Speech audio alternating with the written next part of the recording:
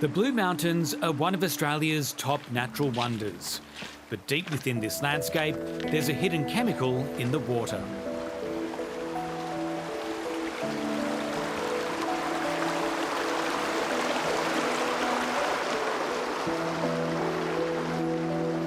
We've taken a 2-hour drive from Sydney to find a freshwater creek that runs through a small canyon. It's a 20-minute walk, but once we're there, the view is worth it. Important water supply, really important habitat. You've got to be careful on these stones. Yeah, absolutely. Some of them are wobbly. Absolutely. Greaves Creek looks clean and fresh, so it's surprising to hear what water scientist Ian Wright found here late last year. This would be one of the cleanest water catchments in Australia. This is the sort of water supply just about any community across Australia would dream of. What this shows is this is a really, really difficult pollutant to deal with.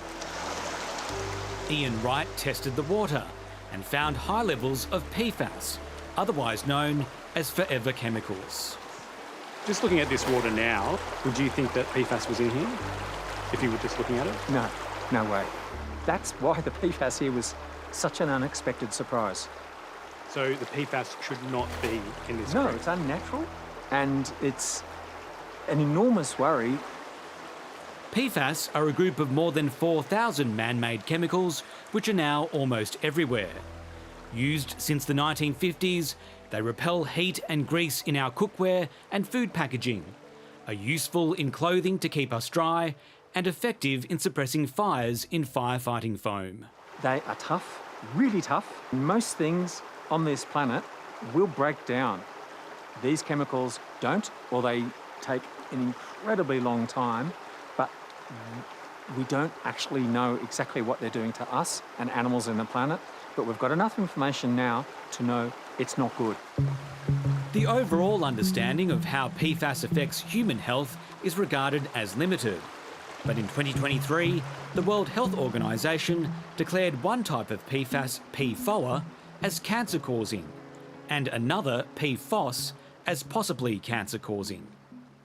What's concerning is not only the high levels of PFAS found here, but where this water ends up. Greaves Creek winds its way through the bush and flows into the nearby Medlow Dam, which is the water supply for thousands of residents. Mid-last year, water authorities did their own tests on the water supply in the Blue Mountains. In Medlow Dam, they found slightly elevated levels of PFAS in untreated water, including PFOS. They then disconnected Medlow Dam and the nearby Greaves Creek Dam from the water supply as a precaution. Sydney Water is responsible for the water that comes out of the tap. It emphasises that the dam water was filtered before it reached people's homes, and that water complied with the current Australian drinking water guidelines. We've got a lot of activities that we're doing to make sure that our customers understand that the water that they're drinking is absolutely safe. But the guidelines are about to change, with tougher standards to be introduced this year. According to those proposed standards, the filtered water tested in June last year had PFOS levels 4 times higher than what would be acceptable. Should people in the Blue Mountains be worried that they were drinking water that had PFOS levels 4 times higher than the incoming guidelines? The guidelines are set based on the science that is available at the time. Our job as an organisation is to understand exactly what the guidelines are and manage a system and put the infrastructure in place to make sure that we meet those guidelines. Sydney Water has moved to dramatically reduce PFAS in the Blue Mountains water supply at this filtration plant. We were given a tightly supervised tour of the site where they've installed a special filtration system. Now, the water you're seeing here has been filtered for PFAS. That will then go back through the pipes for further treatment before it goes to people's homes. As of January this year, the levels of PFAS in the water are now well below the proposed standards. Well, we obviously did something about it. We want to make sure that we're 100% compliant with everything that we do as an organisation and make sure that people can absolutely trust their drinking water, and they can. Would you drink the water in the Blue Mountains? Yes. Blue Mountains resident John D doesn't trust the water from the tap. He installed his own expensive filtration system to filter out any PFAS. So what we ended up having to do was put in a water filtration system. This is a reverse osmosis system. You've got the filters at the back.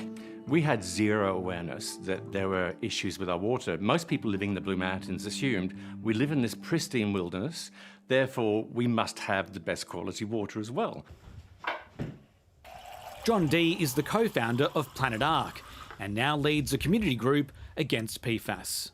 We're feeling that we're being totally misled by government. We're being misled by Sydney Water about the safety of our drinking water. And there's a lot of anger that it was there in the first place. A state parliamentary inquiry is now examining the extent of PFAS in water supplies across New South Wales. Earlier this year, Sydney Water's Managing Director, Rock Charoux, fronted the committee defending its handling of the issue. Firstly, I want to assure the people of Greater Sydney that our drinking water is safe and meets the Australian drinking water guidelines. But by March, he was gone. Paul Plowman is filling in. It's really important for everybody to understand that there's 3,500 people at Sydney Water that are absolutely committed to serving and providing essential services 24/7. It doesn't matter whose hands are on the tiller. The crew knows exactly what they're doing. And did he resign or did he... No, it was a he sacked? decision by the board. What does that mean? The board made a decision to change leadership. Does that mean that he was sacked? The board made a decision to change the leadership, which is absolutely their prerogative to do. What role did his handling of PFAS in the Blue Mountains have in his departure? Nothing to my knowledge. He didn't leave because of how he handled that issue? I don't believe so. Residents watching the inquiry have been unimpressed. Well, I think it's been handled very poorly. I think the whole process has been to reassure us, to comfort us. I get water in from the supermarket. I lug in 10-litre things and it costs me $30 a week on top of my water bills, which are still coming in. Now, you answer a question for me. Yeah. Will you go and have a coffee that's made with our Lovely water. Just how pervasive PFAS is in the environment can be seen in a study on dead platypuses. Catherine Warwick from Western Sydney University did tests on their livers and made a disturbing discovery. We found an array of different PFAS concentrations. So PFAS is a type of PFAS, and these range from sort of not detectable to about 1,200 micrograms per kilogram. PFAS is a synthetic chemical and shouldn't be in the platypus at all. So anything above 0 is a concerning level.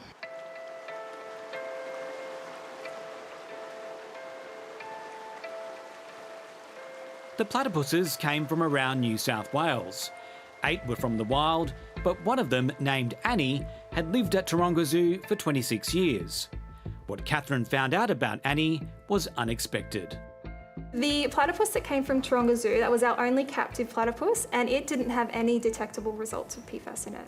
Were you surprised that the ones in the wild had PFAS and the one in captivity did not have PFAS? You absolutely would think it's the other way around, but it goes to show just how widespread PFAS is in the environment. Yeah, well, this one's very interesting. This is... John D commissioned blood tests on some Blue Mountains residents. The results alarmed him. John, you got tested as well? I got tested for the levels of PFAS in my blood, and what concerned me was how high that was. And what about this resident here? Well, this resident was particularly worrying. This, to date, is the highest levels we've seen so far in the Blue Mountains. 16 parts per trillion. It's not clear whether there's a link between the water and these test results, but John D's group is now preparing a class action against the government, calling for mass blood testing of residents and compensation.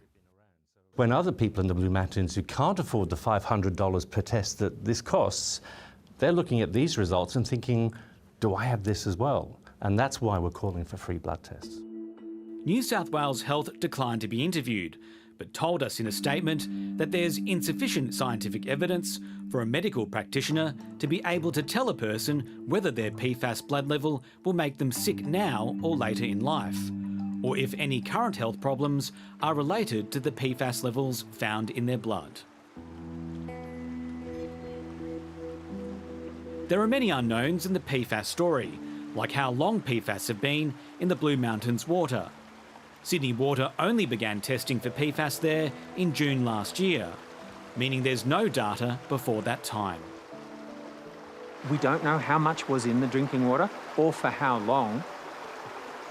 And I think that's regrettable that that hadn't been tested. We should have done that in terms of due diligence.